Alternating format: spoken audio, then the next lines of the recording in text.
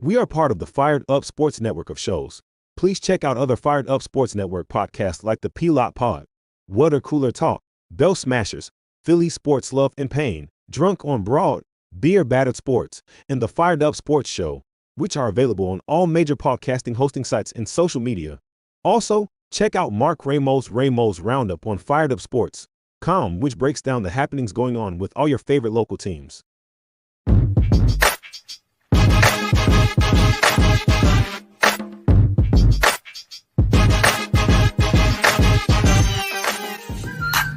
The Philadelphia Eagles are Super Bowl champions. Eagles! Swinging a miss, stuck him out. The Philadelphia Phillies are 2008 World Champions of Baseball. Ladies and gentlemen, the Flyers are going to win the Stanley Cup. The Flyers win the Stanley Cup for the lead. Yes! Iverson, wow, what a fake on Daniels as he broke his ankles and got all the way to the cup.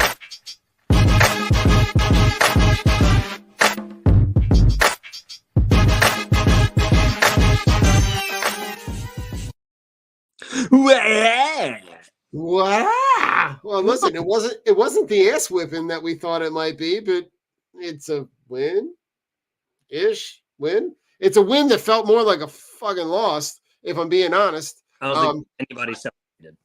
Listen, I felt better about the Flyers losing the other night than I did about the Eagles winning this past Sunday.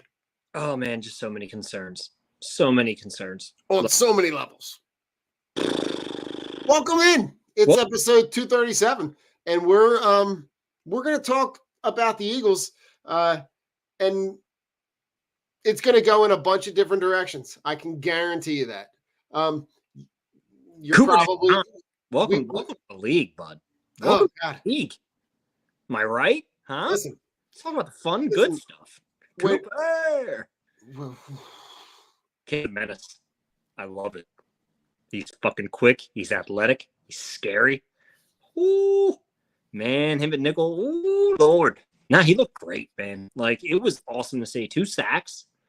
Looked good in coverage. Like, he's an animal, dude. Like, that's a guy that, I want to insert into my veins and into my starting defense. I think that man has a place here. And it's so great watching the 2 rookies because Quinyon Mitchell is shutting dudes down. I mean, he looks like he belongs like on day one. Like the fact that you don't hear anybody talk about him and even reference the fact that he's a rookie, should tell you all you need to know. He's lockdown. Lockdown corner. And him. You got that one right. Like, that is a no-brainer. Put him out on the edge. Let him guard whoever is your best guy, whoever's your number one. And I think we got a glimpse of what we thought Cooper DeJean could be in terms of his ability to be able to kind of be that. I'll tell you what, Rich, watching him on Sunday, I had a lot of shades of Malcolm Jenkins. Saw a lot of things that he was doing that I saw Malcolm Jenkins do in his prime, and he had himself a day, right? He forced 2 sacks, right? Didn't allow a first down, 6 tackles, one that kept more out of the end zone. Still contributed on special teams in terms of punt returns. Yeah. He's a weapon. Right, he's kind of your Swiss Army knife that you can. Jinx. I was going to say he is like a Swiss Army knife. God damn you, Don. Great brains. It's almost like we've done this before. It's maybe once or twice or 239 times.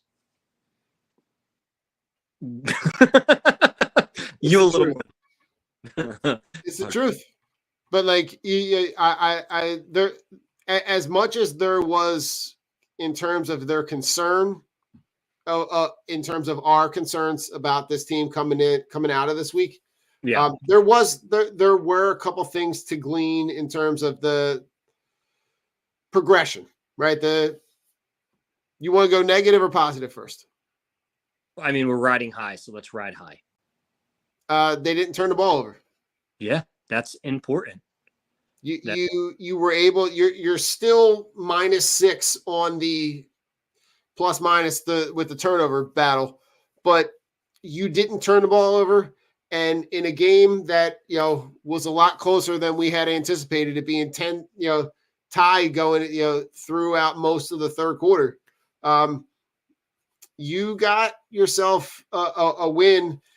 And your defense didn't give up a touchdown. The only touchdown you give up is on the blocked punt, the blocked field goal on special teams. Mm-hmm. So no turnovers, and you hold them to without a touchdown. Now, is that a product of the defense? I would tend to lean it's more a product of the Browns just suck. Yeah. So it's a product of the defense played well against a terrible offensive line. No Jerome Ford. Jerome Ford got knocked out with a hamstring, right? Right. Early in the game. Deonta Foreman's banged up in the game. So that leaves you with a Pierre Strong and a helpless Deshaun Watson, who fucking stinks. Shot Jerry Jeudy, and a completely checked out Amari Cooper. David Njoku, I think, was hobbled in the game too. He came out for a little bit, back in. They had no offensive weapons, and they have in the ground game because their offensive line is putrid. Yeah. So the Eagles were able to feast against the bad team. The good side of it was that they held them to no touchdowns. Special teams still continues to be an area that hurts. But I mean, on the positive note, you saw, guys getting after it and getting in there.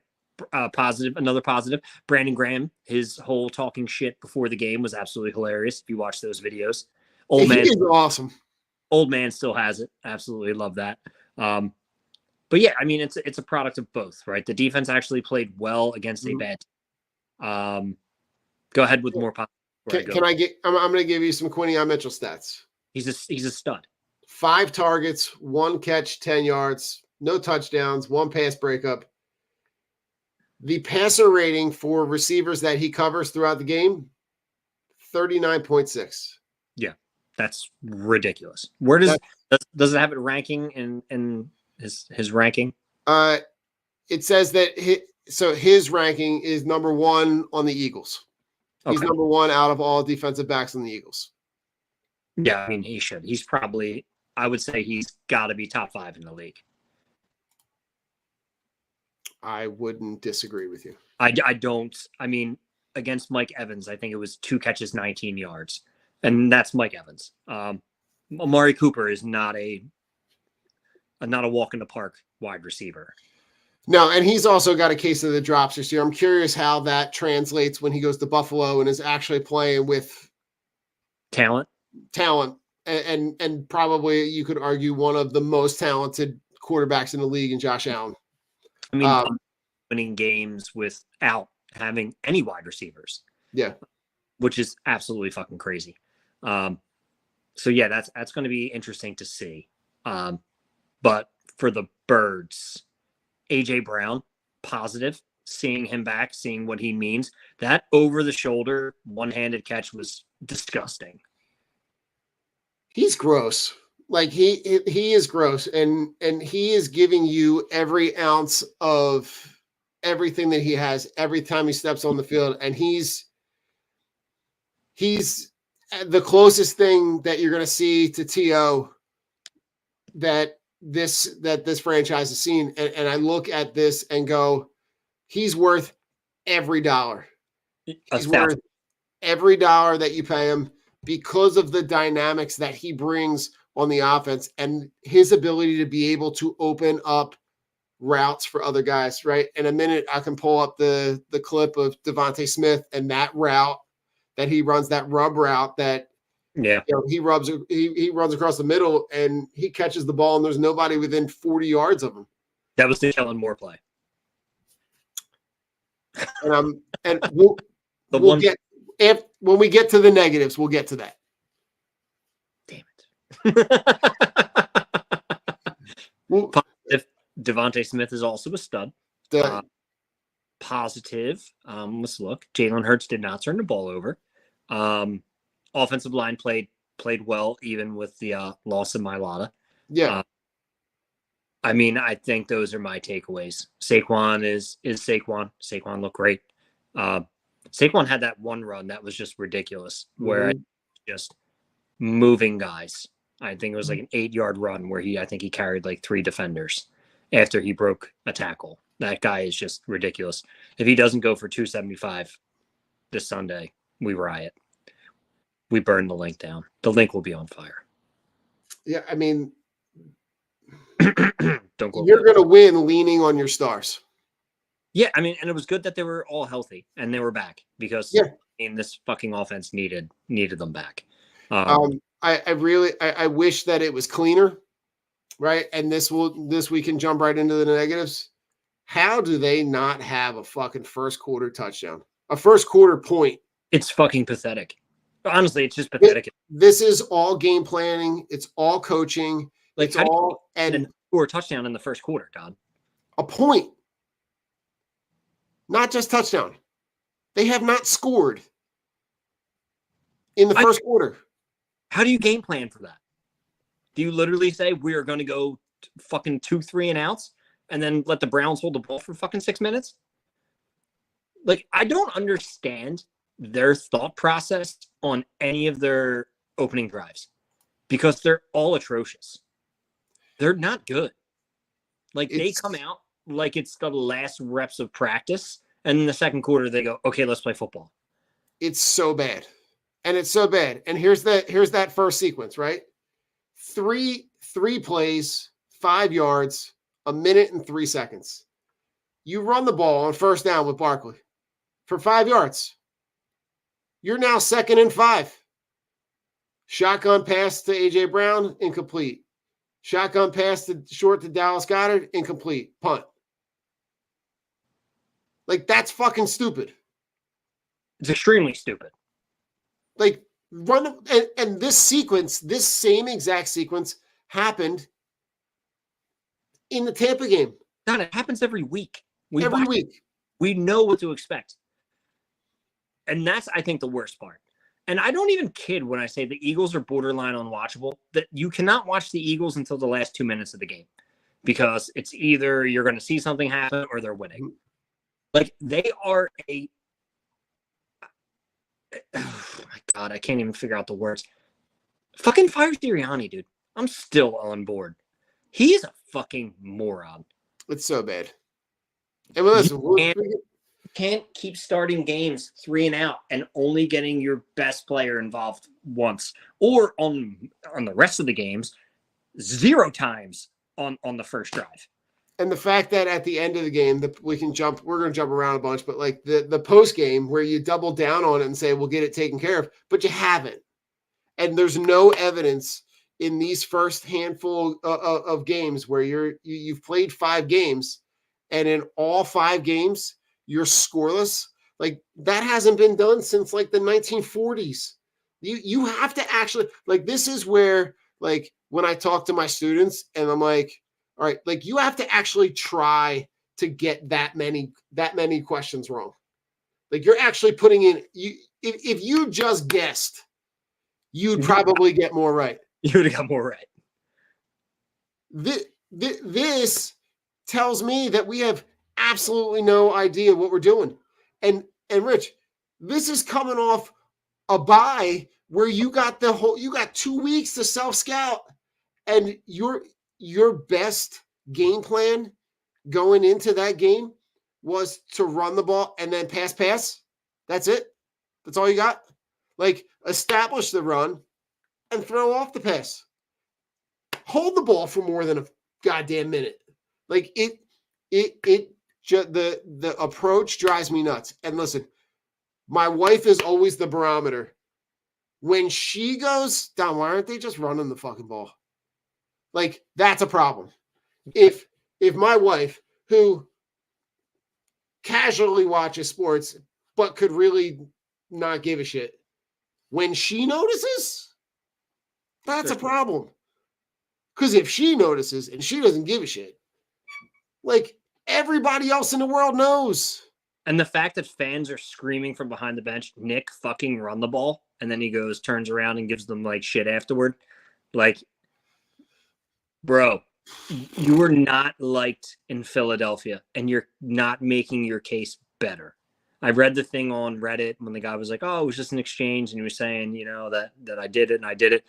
No matter what, I'm not like, I don't care. I don't like the guy. I'm over it. Like, I'm ready for him to move on.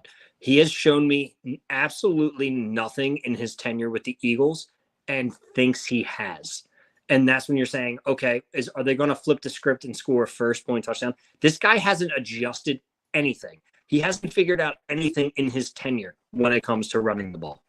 And maybe one day when he's not on this fucking team, that, hey, we'll see something.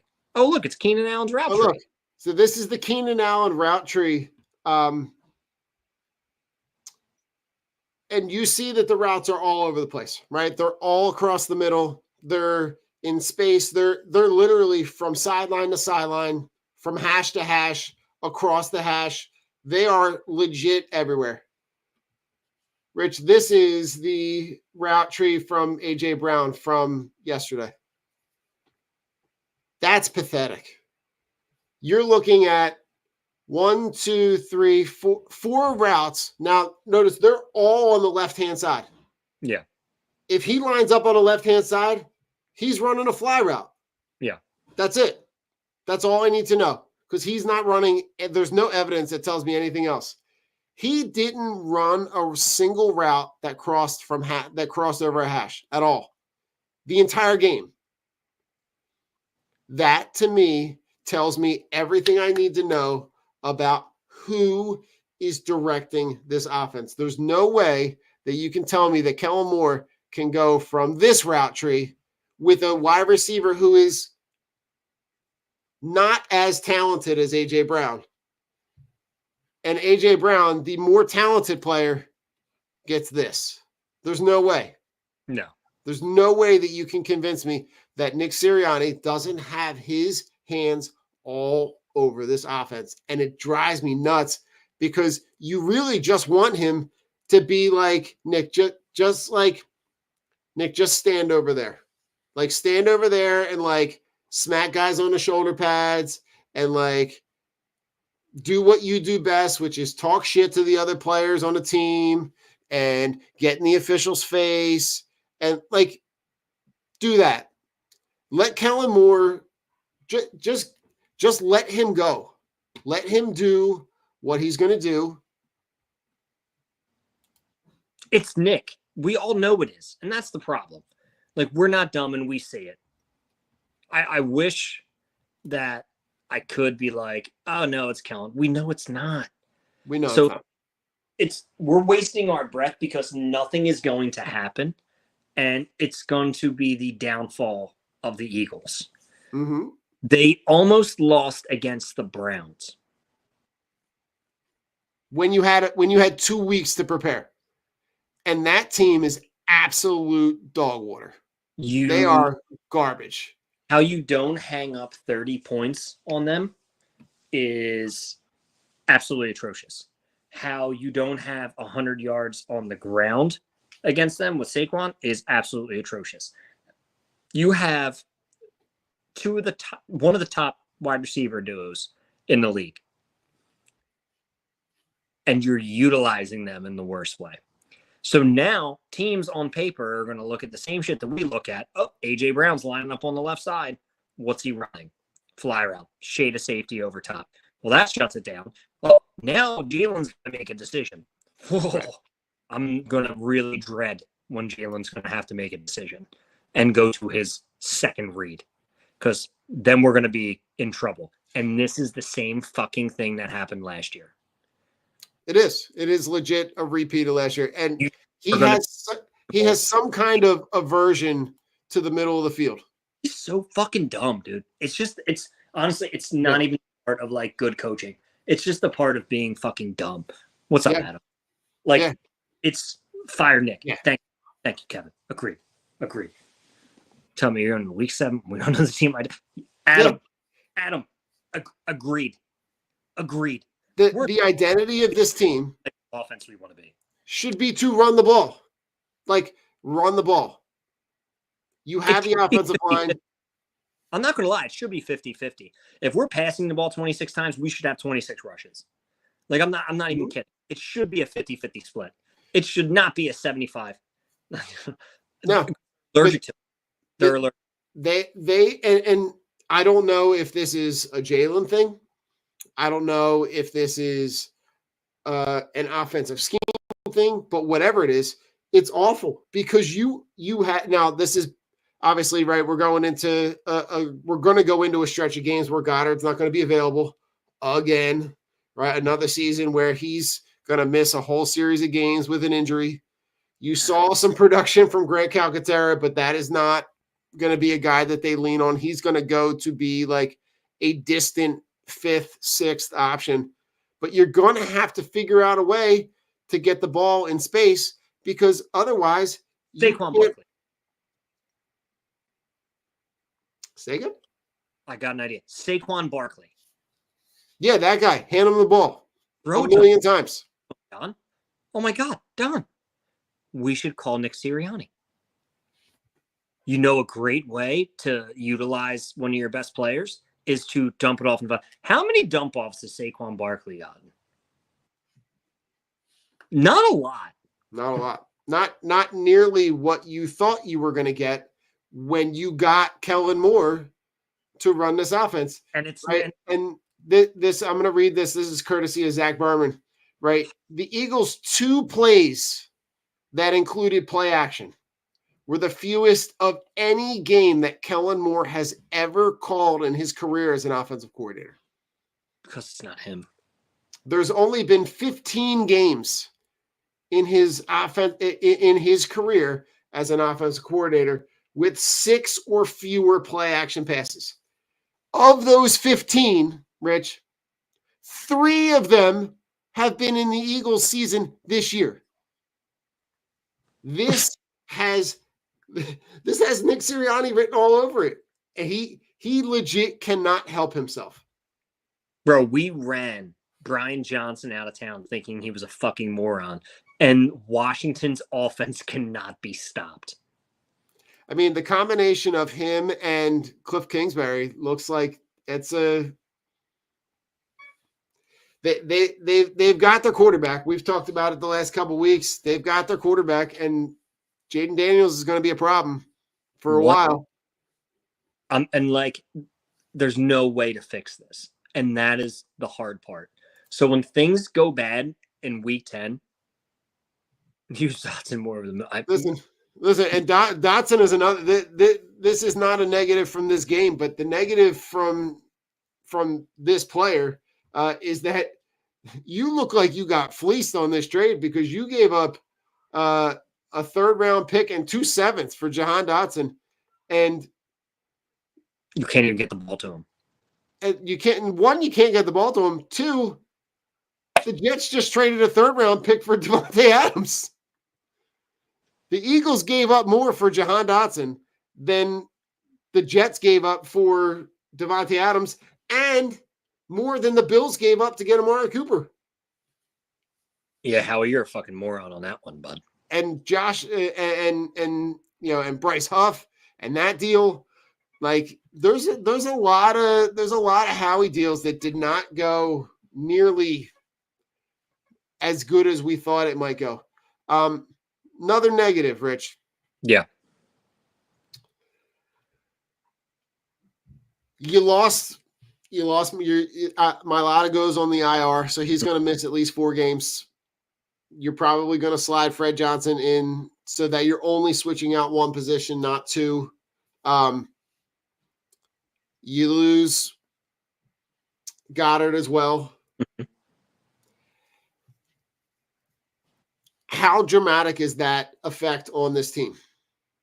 Oh, it's huge. I mean, you think that Jalen's going to, he has 0 pocket awareness anyway.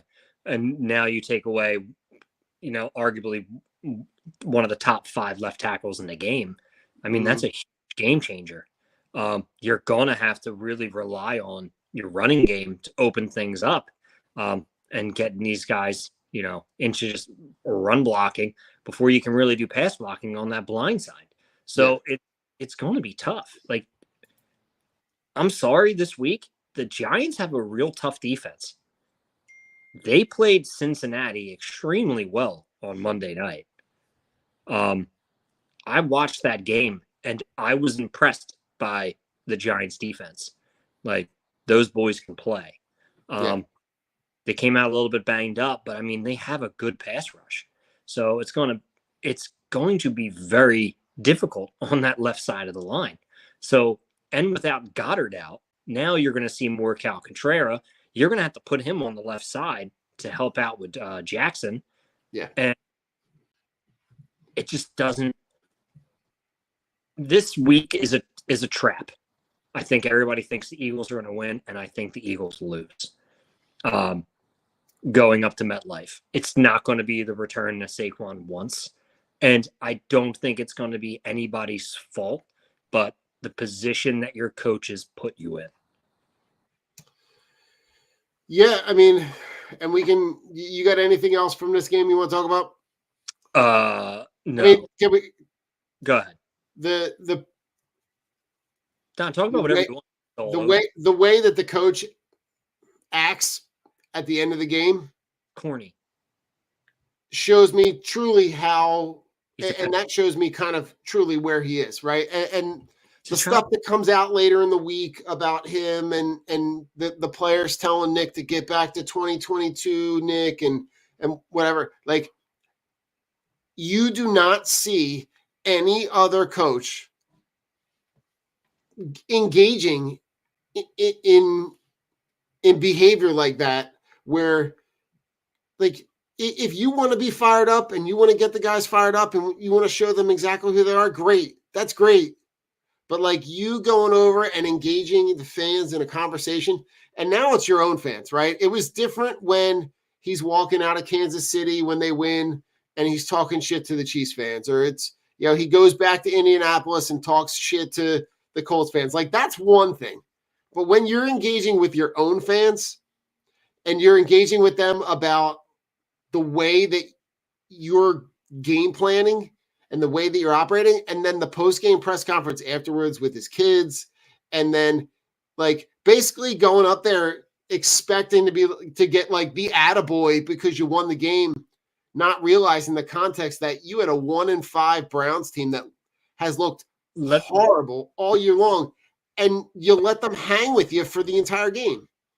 Let me tell you something about Nick. Nick's a coward because Nick brings his kids up with him to avoid the hard questions, because no one is going to make their dad look dumb.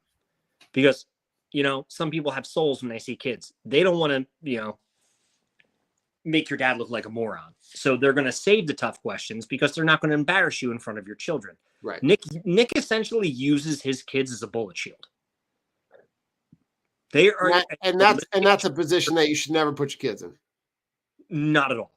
Like, he's a clown, and he's really the laughing stock of coaches in the NFL. Like, there's a lot of bad coaches, but those bad coaches, like Dennis Allen of the Saints, like, they're fucking terrible. His Spencer Rattler, what the fuck are we doing last night on the field? Literally to the camera, like, what are we doing? And Dennis Allen just like terrible coach, but doesn't turn around and engage with his own fans and screams at them. Right. It's just, my man has no composure. He has zero integrity, especially with bringing the kids to the post-game thing, because I think that's just dumb. And it just speaks volumes to who he is. And honestly, he's got a dog shit mentality. If he thinks that yelling at the fans and, like, it was cute in the beginning, Nick. We're like, oh, this guy's got fire. But now that we know you're fucking dumb, it's not cute anymore. It's not cute. You don't have a winning pedigree. You have nothing to brag about. You have 0 Super Bowl wins. You have 1 Super Bowl appearance. You guys choked in.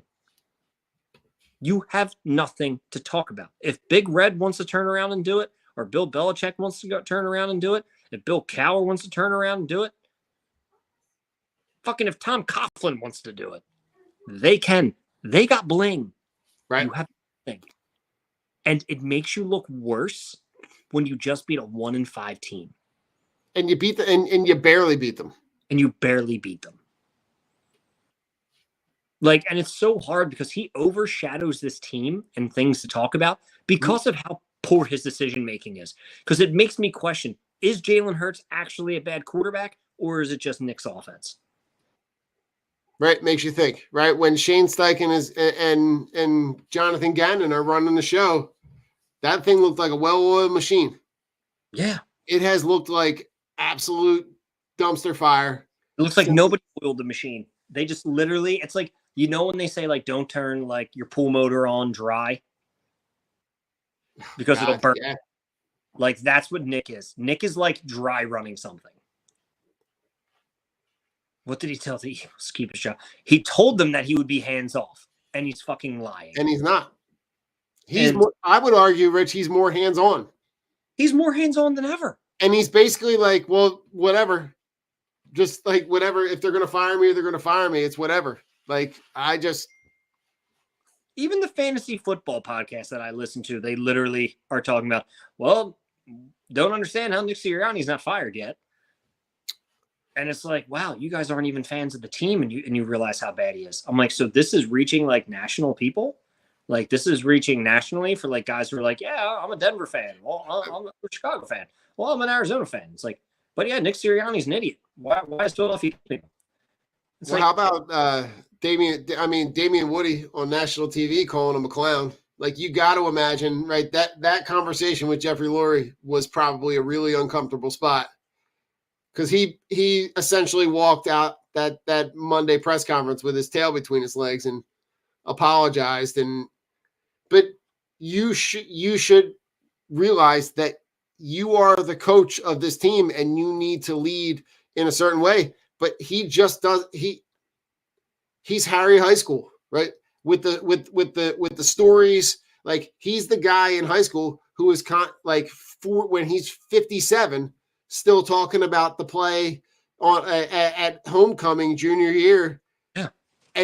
But that story that should last a minute lasts 17 minutes and it goes in a million directions. It all just rubs me the wrong way. But coach, it does. So let's go on to other things. The Cowboys game was fun to watch. Oh my God.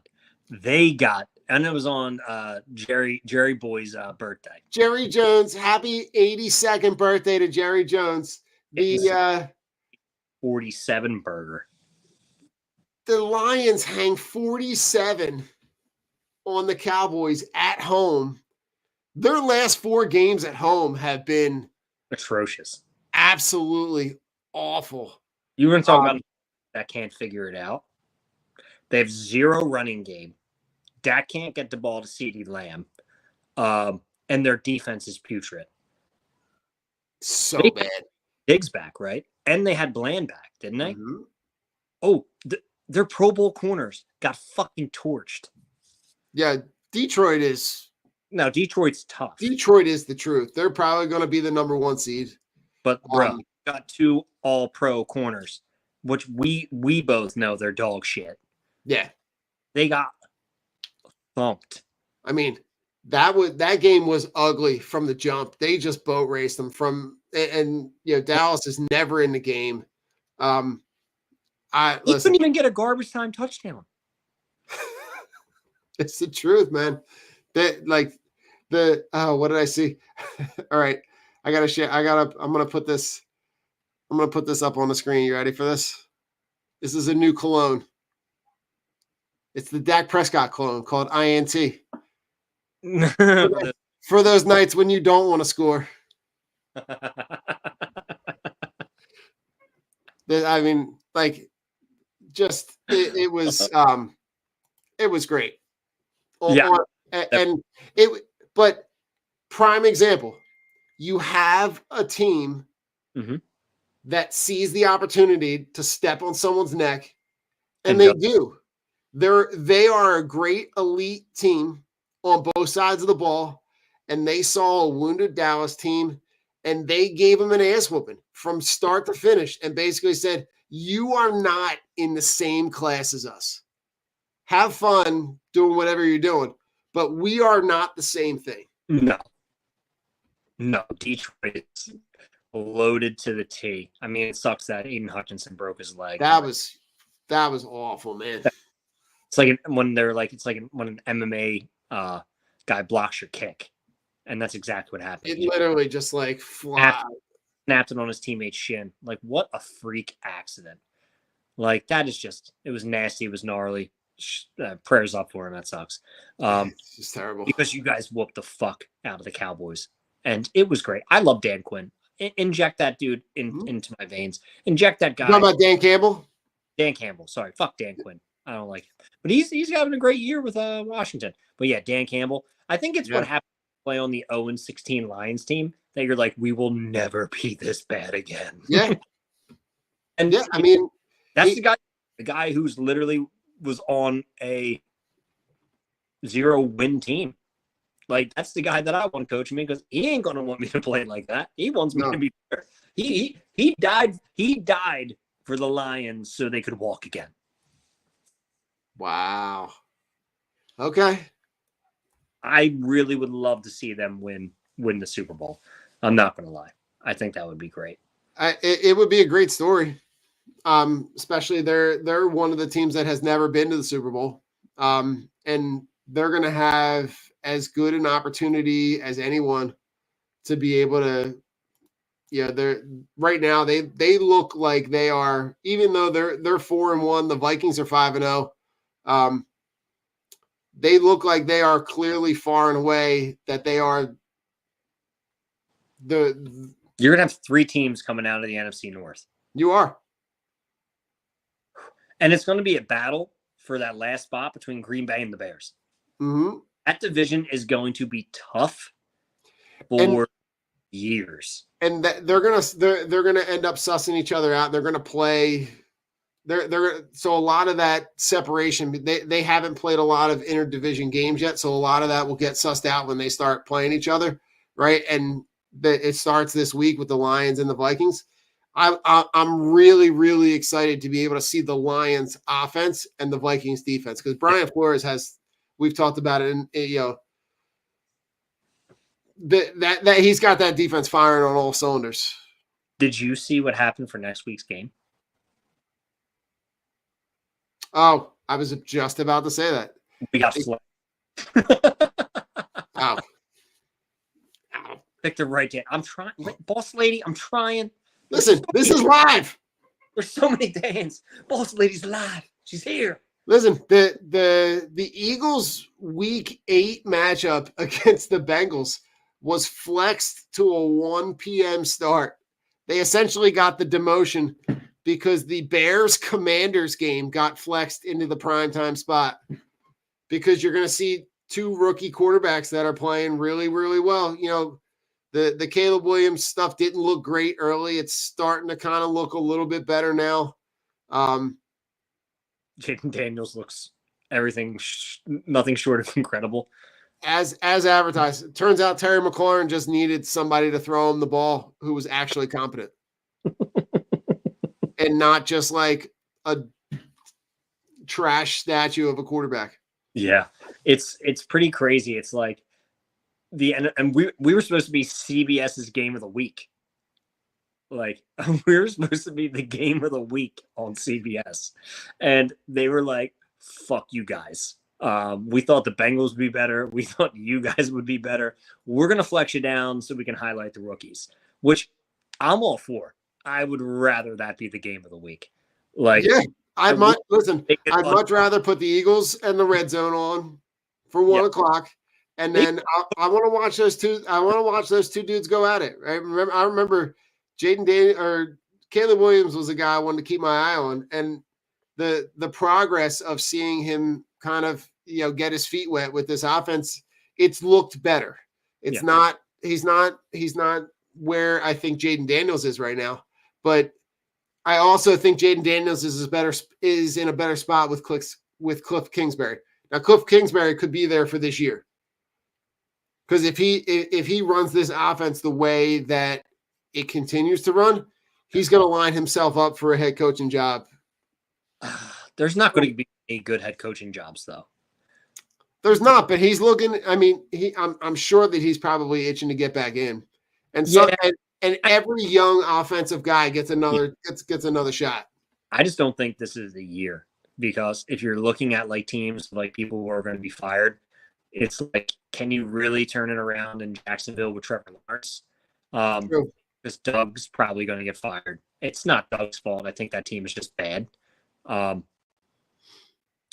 Carolina, no, that's not a job. Like, I don't want to inherit somebody else's dog shit, Right. which essentially is Carolina. It's true. And then what do you have? Like Jacksonville. Yeah, right. You said Jacksonville. Like the job? No, I don't think you want to deal with Aaron Rodgers. Because they can't run that offense anyway. And then you're looking at like the Raiders. And he felt some kind of way about the Raiders not giving him the third year on the OC contract. So yeah, and I wouldn't want to go. They have the only thing with the Raiders might be in a position to draft at the top, and you might be able to pick your quarterback. Yeah, but that might be the only appealing thing. But like, I don't know how this Vikings Lions game is a 1:00 spot. How is that game not like? I'd love to see that game more than I want to see the Chiefs 49ers game at 4:30. I would wish they could have flexed that game, the Vikings game, to the 8:00 game. You're right. That would have been a hell of a matchup, like for Sunday Night Football. And to be honest with you, I understand like people have tickets and yada yada yada. That's what they should be flexing out. Like games like that, it's week 7 and you have an undefeated team versus a 4-1 team. Flex it into the Sunday night spot. Like, who gives a fuck? Like, that's what I want to see. Who's playing Sunday night? Sunday night is Jets Steelers. I don't fucking want to watch that. Yeah. I don't think he wants to watch. Okay, great. Devontae Adams is there. Yippee. I don't want to watch Russell Wilson. No, and that's another thing. Why is Russell Wilson playing? I guess because Joe even said I didn't play good enough, which I think is fucking dumb because he accounted for 14 points with his legs last week, which single-handedly could have beaten the Raiders. It should have. I mean, they would have, if it was Justin Fields who only scored, it would have been 14-13 Pittsburgh. They would have won. So for them to go to Russ, is it like, are you trying to trade bait? Like if he has a good game, you're going to trade him? Or is this really like Justin didn't get it done for us? But at the same time, Najee Harris had one good game all season, which was last week. Jaylen Warren has been hurt. George Pickens is fucking mental. Roman Wilson, I think, came back last week. Okay, so you have no real weapons on offense. Right. I think you lost like one of your best offensive linemen. I just don't understand. And like, but the problem is Mike Tomlin doesn't lose. And he always has winning seasons. So I don't really understand why he was making this move. But I mean, to each his own, I don't think Russell Wilson's the answer. You've seen in my opinion, he had a better skill position core in Denver last year, and he couldn't get it done. That's just my opinion on the wide receivers and all that jazz. I think that's just dumb. Very surprising to me that they did that. And very surprising to me because now I'm pissed off that Devontae Adams cost a 3 and we paid a 3 for Jahan Dotson. That makes me really Rich, we paid a 3+ 2 7s. And we can't even use them. That's upsetting. Yeah, you paid. Are there any rumor mills like around for trades for the Eagles? Things that they might make? I haven't. You know what? I haven't heard anything because I don't like. There's everybody's got theirs. Like the rumor mills with Max Crosby, right? With what he said and not wanting to be part of a rebuild. And I'm sure there were a bunch of things about Myles Garrett after Myles Garrett has the week that he does here, where he's able to have an effect on the game without having a sack. I just don't. I don't know what. I don't know what the. I don't know what the answer is. I don't know what the potential. Like, what's a position that you would want to that you would want to address. Pass rush, edge rush. Edge, right? You would want to draft. You would want to give up edge, but like, I just Bro, up for Max Crosby, straight up, dude. Straight up. Yeah, I mean, straight up. Like, if you're talking about trading for Myles Garrett or Max Crosby, right? They're 28 and 27 respectively. You're going to pay first round plus, right? I would do that in a heartbeat for those guys. I mean, listen, for those guys, yeah, Myles Garrett will absolutely ruin a team's day. Max Crosby would absolutely do the same, and I would pay that first round premium to have that, because it's like, okay, look what the Rams did that got them a Super Bowl. They literally went draft pick for proven, draft pick for proven, draft pick for proven. Okay. And they were all young enough that they could lock them up. And they're like, well, we don't need to address this position because we have it covered for the next 5 years. Yeah, and listen, when you talk about those two guys, right, you're talking about guys that are 28 and 27. You're not talking about guys that are 33, 34. Yeah, and you're like, I would do it. I would do it, and I think it would be smart. I think, Rich, I'm just pulling up. I'm pulling up some articles. What about Trayvon Walker in Jacksonville as an edge? I mean, I don't know why they would give him up, but yeah, that'll. I don't know either, but like. That'll cost a 1, and yeah, the dude's like 24. Didn't he just come out last year? He was last year's number 1 overall pick. Yeah, I mean, the article that I'm reading says the ESPN said his value would be worth a 2025 fifth and a 26 sixth. A fifth for Walker? If that's what's on the table, then I think you absolutely do it. Do you have any interest in a guy like Jadeveon Clowney? No, I think his days are behind him. Okay. And he's never healthy. He's always hurt. Do you have any interest in trading away Isaiah Rodgers? 1,000% yes. Like, that might be a place where you can go either player for player, or you can go and trade, and maybe trade. You can trade a player for draft capital that you can then flip around for trade rumors. Yeah, I mean, I would get rid of him. I would trade Slay or Ringo. Like one of those 3, or 2 of the 3, one being Slay and one of the other guys, I'm completely fine with, to get yourself some talent.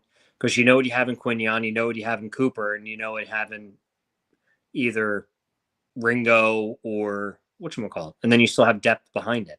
So I wouldn't be too worried about losing a corner.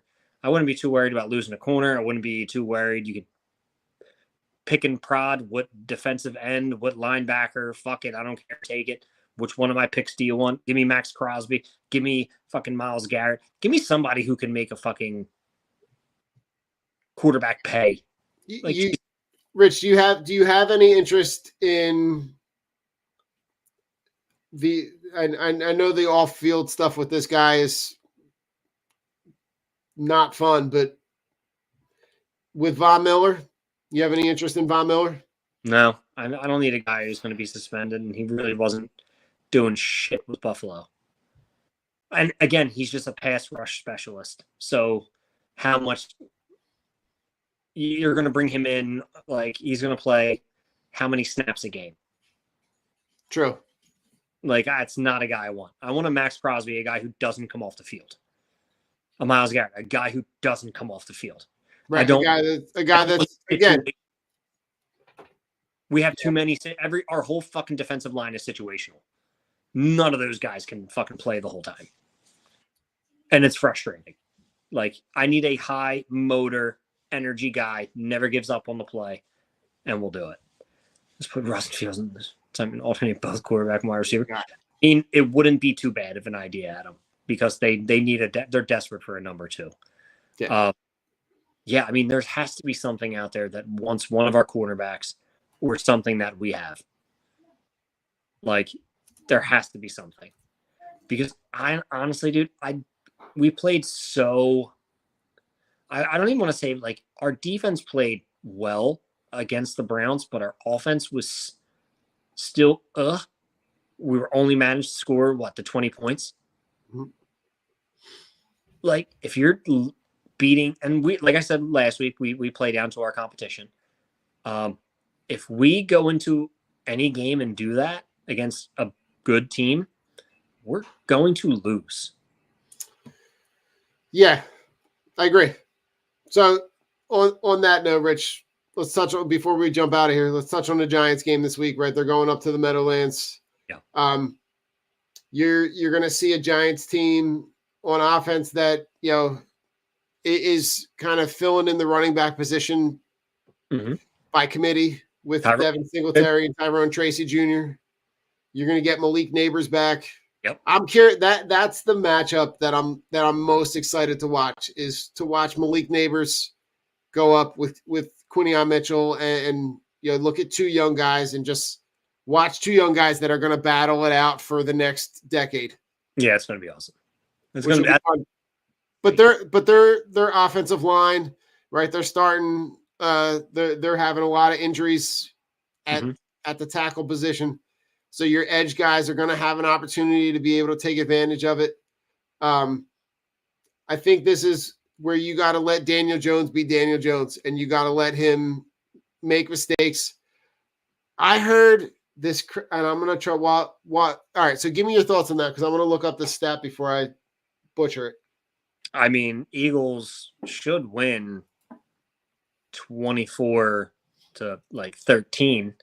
I am actually, like I said, I think it's going to be a trap game, and I think the Eagles lose 21-20. I'm not comfortable because we don't have an identity. We don't know who we are. And if they don't give the ball to Saquon 30 times this game to prove to the Giants that you fucked up, I think it is a big one, spit in the face to Saquon, but also to the organization to the fans who want to see this. Yeah. Who see this routing of Saquon versus New York and him winning the match. This is game, set, match, Saquon. Here's the 275 and the 3 touchdowns. I'm hanging on you. Hold my dick. I'm out. Right. I just don't think it's going that way. I think Malik Neighbors and Quinion is going to be a heavyweight matchup that we all want to see. Yeah, 100%. Which is going to be awesome. I mean, Slay's questionable, so you might have Ringo or Rogers on the outside, Dijon on the inside. Yep. A lot of interesting matchups across the board. Want to see how our tight ends do against Theo Johnson. Theo Johnson's ranked 3rd in targets among rookies. So the kid is hyper targeted a lot. Our backers are not good in coverage. Nakobe Dean still can't tackle. I love watching clips of him just miss tackles because that's just whiff. Wow. Shout out to Devin White not wanting to play special teams because I get it. You shouldn't be starting. On that note, real quick, because to match that up with the guy that we just talked about, Myles Garrett, and the defensive player of the year is making plays on special teams, blocking kicks. You can have an effect on the team at any time. And to Adam, real quick, they can't trade back for Hassan Reddick. It's one of those weird NFL rules where you can't trade the player back to the team within a calendar year. So you would have to go to another team and then us trade that team to get him back. Right. You would have to essentially have a 3-team.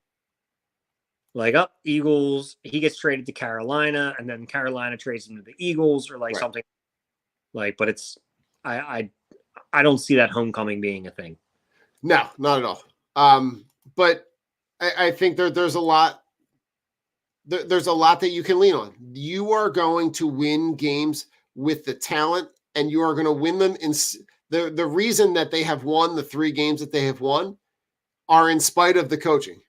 And that's the only way that you're going to continue to win games. If you lean on Saquon Barkley and AJ Brown and Devontae Smith, that's the only way that you're going to continue to win games. And they Yeah. have a stretch here where they can stack a couple of W's together.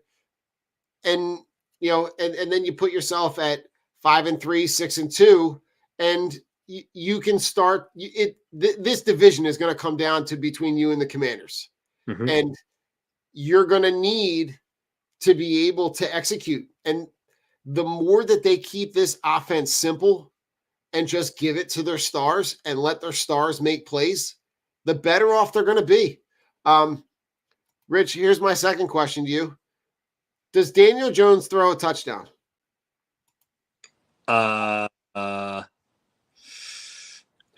Yes. Do you know the last time, how many days it's been since Daniel Jones threw a touchdown pass? How many days? It has been 635 days since Daniel Jones last threw a touchdown pass. He has no passing touchdowns on the year? Well, partially because he tore his ACL in November of 2023. His last touchdown pass was on January 1st of 2023. So he hasn't thrown for a touchdown all season? He has not thrown for a touchdown pass. Oh, sorry, at MetLife. Okay. Sorry. Sorry. That's me not reading the stat completely. Okay. He has not thrown a touchdown pass at MetLife at home in 635 days. I think he gets one. I mean, I don't want him to. Like I said, Don, I just don't feel comfortable. Like, Yeah, I was more comfortable last week, and then I was immediately uncomfortable. yeah. Now I know I should be confident, but again, it's our fucking team, and I hate it because I'm not a boo-hoo person. It's just I'm sick of fucking Nick. Something's got to give here. Something's got to give. Adam, Yeah. I love 24-23 Eagles. Let's fucking go. Yeah. I like it. I think just because this is a big Saquon Barkley game, I'll have the Saquon Barkley Kelly Green out on Sunday. Just because it's the homecoming, I feel like it's only right. And I got to imagine that he thinks he's not going to hear the boos, but he's going to hear the boos, and he's going to want to show them why they should have offered him the contract. He's going to make John Merritt feel everything that he was feeling in that Hard Knocks clip where he was like anywhere but Philly. I think that this is a big Saquon Barkley game. I think that you have the opportunity to send a message. And if you keep it simple enough, you got a situation where Jordan Mailata is out. Now, they're also going to miss. They're also missing Kayvon Thibodeau. He's going to be out. You still have Brian Burns on the one end. You got to imagine they're going to line him up with Fred Johnson as much as humanly possible. Yep. You're going to need to maximize the run game. We say all that, Rich, with the caveat that they're probably going to come out and throw 3 straight passes out of shotgun, and I don't know. Something tells me this is a Saquon Barkley game. This is a 2-touchdown, 175 yards. Here's what I want to envision. Here's what I want to put into the ether. Do you remember the one run a couple years ago where he just busts through the line, gets to the second level, and throws up the peace sign? Yeah. I need one of those. I need one of those to feel real good. Love to see it, Don. So, Don, we need it. Listen, this is they still haven't won a game by more than double digits. This is a 24-19, 24-17 game. Okay. But Saquon gets 2. Okay. I'll take it, Tom. I'll take it. On that note, Rich, final thoughts. Oh, man. My final thoughts. Participation trophies ruined a whole generation. I'm kind of annoyed when I hear, parents of kids doing everything for them and they're 18, 19 years old. Kids can't look for things. Kids can't fill out online forms. Kids don't even know how to get their registration or their license. kids can't not being able to do anything for themselves and being hopeless, but are constantly patted on the backs just for surviving. Participation trophies did this to us, saying that everybody is equal because, I mean, obviously everybody's equal, but everybody is, deserving of something. No one is deserving of anything. If you come from the time of Don and myself, and we're honestly not that much older than this group, we had to bust our asses and actually make something of ourselves to be able to do something. Or when it came time to get my license renewed, I didn't say, "Hey, Dad, how do I do this?" He said, "Fucking read the mail that they send you." It was never, "Hey, can you do this for me?" It was, "You can fucking do it yourself. You're an adult." Yeah. It just blows my mind. Work ethics of these kids, of literally wanting everything handed to them, the entitlement, everything. It's all stems from participation trophies. And we are huge sports guys, but just because little Timmy showed up to the game doesn't mean he should be rewarded for it. And it same goes for life. Just because you show up to work doesn't mean I should clap for you. Put in the time, put in the work, make something of yourself. Make sure that your kids are a better version of yourself. That's what you need to reflect in the youth. Be a better version of me, or be the complete opposite of me. Be better. So for all you out there, just always strive to be better, and stop giving fucking kids a pat on the back for breathing. I co-sign all of that. That being said, I love watching Matvey Michkov play hockey. He is everything that Flyers fans have been waiting for. I hate, but here's my gripe, Rich. Here's my final thought. Why did you put them on a 4-game West Coast trip where I gotta try to stay up and the games don't start until 10:10? That's like a kick in the dick. Are they 10 tonight? So they're now back home. So they played the first 4 games on the West Coast. So they play tomorrow night, 7:00. What's their record? They are 1-2-1, I think. But they've looked good, and he is fun to watch, man. He had a couple goals the other night. He gets 2 goals the other night. One, he's just at the net, just pounding it home and just pushes it over the line past the pad. And then like 2 minutes later, he comes down the right side and literally just like angles his body towards the net.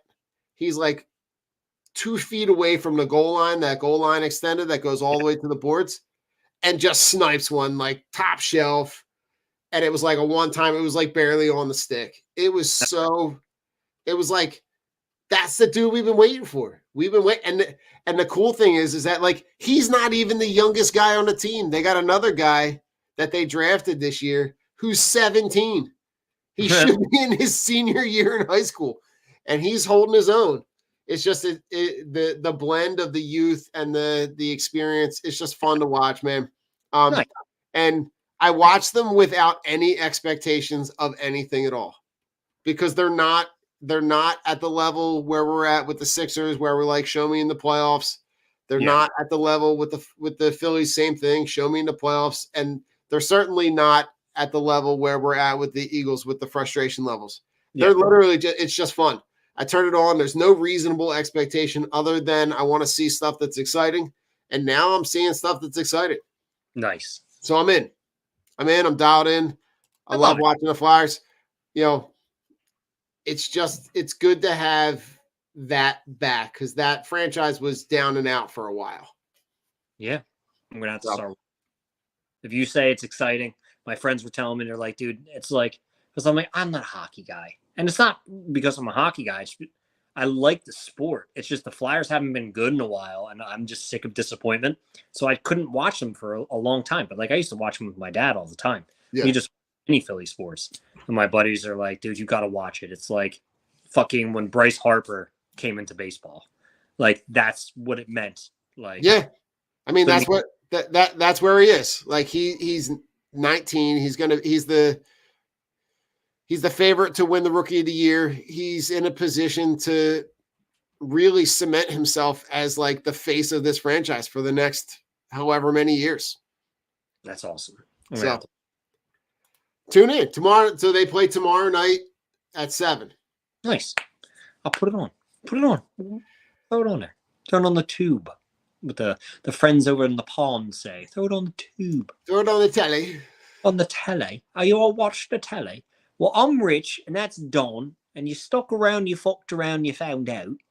So fuck Deshaun Watson. You know what, a new one? Fuck Nick Sirianni. Because half my fucking issues are for you. And you fucking grew my beard. You grew my beard, and you shaved your fucking head. You want to be me. You want to be me, Nick. But you can't. Because I can say this shit. And you can too, but I'm not going to say it to a group of angry, drunk Phillies fans or Eagles fans because I'm not an idiot. Fuck Spike Eskin. Davion Taylor, fuck you too. It's been a while. Haven't said it. But I'm Rich. That's Don. We're drunk on broad. Thanks for hanging out. Episode 237. Don, when you on next, bud? Mark and Eric and I are going to wrap the disaster of the end of the Philly season up on Sunday. Well, there you go. Tune in on Sunday morning, guys. There we go. Baby. Let's go. Kegs and eggs in baseball. Eggs, an early morning football on the pond. Oi. Chip, chip, Across chip. the pond. Cheerio. Cheerio. Ta-ta. Ta-ta. Go Birds. Birds. Go Birds.